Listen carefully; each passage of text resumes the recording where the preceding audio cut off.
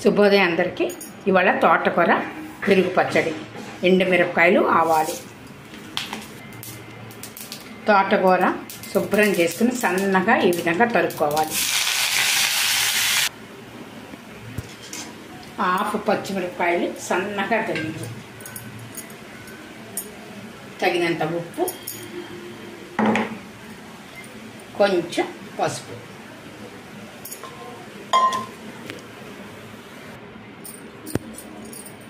తోటకూర అంతా బాగా మగ్గిపోయింది, పచ్చివాసన అంతా పోయింది. కొంచెం ఇంగువ,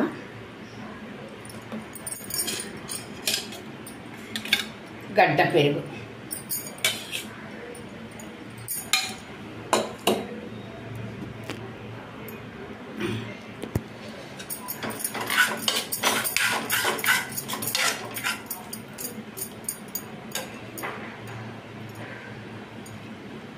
వావ్, చాలా రుచిగా ఉందండి.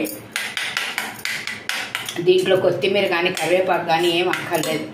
ఫ్రెష్ తోటకూర, ఆల్రెడీ ఆకుకూర ఉంది కాబట్టి రుచిగా చపాతీల్లోకి, అన్నంలోకి అలా ఫ్రెష్గా రైతా తినేయచ్చండి. So healthy. వావ్, చూడగానే ఎంతంత తినాలనిపించేస్తుంది.